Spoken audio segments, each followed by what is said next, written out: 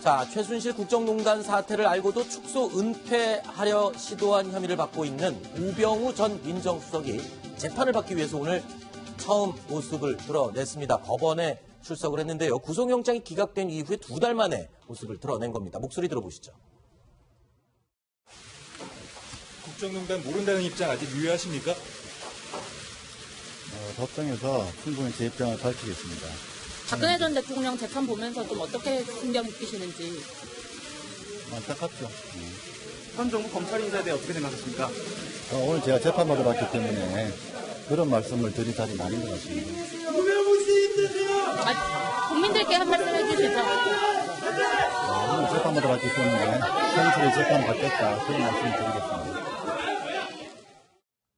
이유정 기자, 조금 전에 인터뷰할 때 우병우 씨 힘내세요라고 외친 사람들은 어떤 사람들입니까? 네, 아빠 힘내세요도 아니고 우병우 씨 힘내세요인데요. 네. 이 사람들은 박근혜 대통령의 지지자들입니다. 아하. 이전에도 이런 사실들이 있었어요. 2월 달에 보면요. 이때도 구속 여부가 결정될 때 법원에 들어갈 때 우병우 씨 힘내세요라고 하는 사람들이 성조기를 들고 있었는데 네. 지금도 비슷한 상황이 벌어지고 있습니다. 네. 자, 우병우 전 수석 오늘 법정에서요. 22분 동안 진술을 했는데 억울함을 호소했다고요. 예, 크게 두 가지인데요. 첫 번째 이제 언론 보도와 관련해서 조선일보가 이제 처가 땅 관련해서 언론 보도를 했는데 이 부분에 대해서 이게 사실이 아니지 않느냐. 근데 이제 이로 인해서 굉장히 국민적인 지탄을 받게 됐다. 그래서 억울하다라는 것이고요.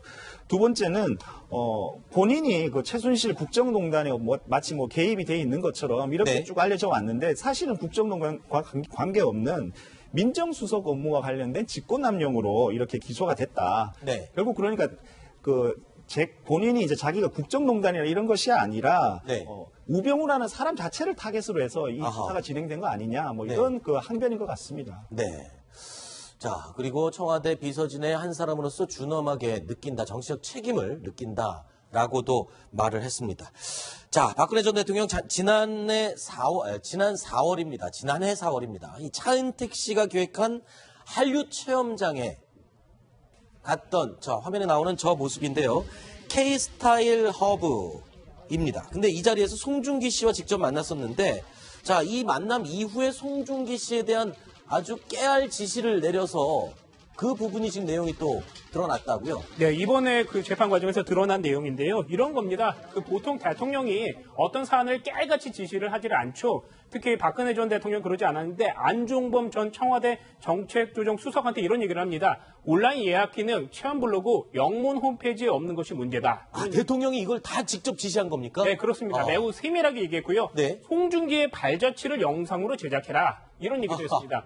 그리고 송중기 씨가 출연했던 드라마죠. 태양의 후예의 홍보 자료를 보완해달라. 네. 그리고 건물 앞에 그게 이제 한국관광공사라고 지금 청계천변에 있는 쪽인데 네. 거기 앞에다가 입간판을 만들려고 했습니다. 이것뿐만이 아니고요. 네. 사실 정부 예산도 늘었습니다. 네. 또 관련 예산 여기에 맨 처음에 26억 원이 그 K-스타일 허브에 배정이 됐는데 두 차례에 걸쳐서 늘어서 171억 원이 됐고요. 아하. 박근혜 전 대통령이 작년 3월에 대통령 수석 비서관 회의에서도 태양의 후예가 창조경제의 모범 사례다 이런 얘기를 했습니다. 네.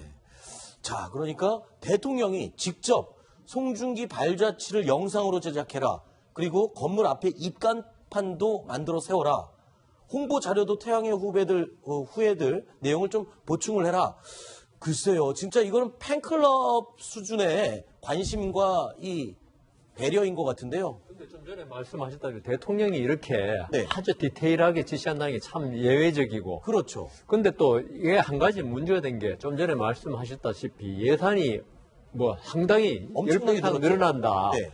그러면 이 사업을 담당하는 쪽이 분명히 있을 것이고. 네. 그러면 이 사업에서 어떤 이득을 받는 쪽이 대통령을 움직인 게 아닌가 하는 의심을 할 수밖에 네. 없죠.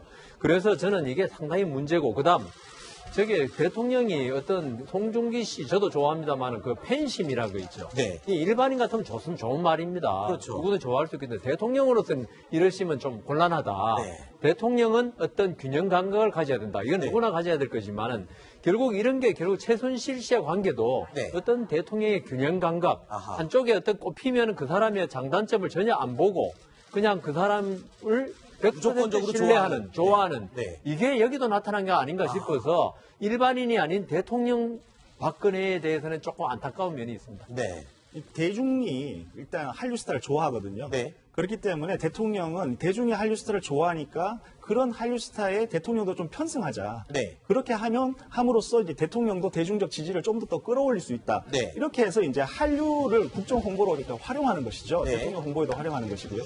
더구나 송중기 씨 같은 경우에는 그 드라마가요.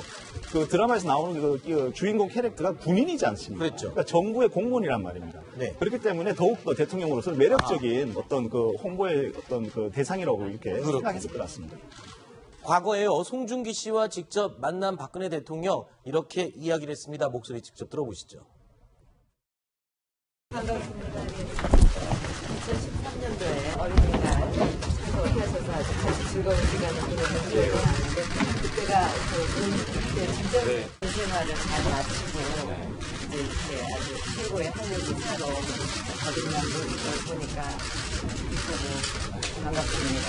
드라마에서 뿐만 아니라 실제로도 청년 애국자라는 생각이 듭니다.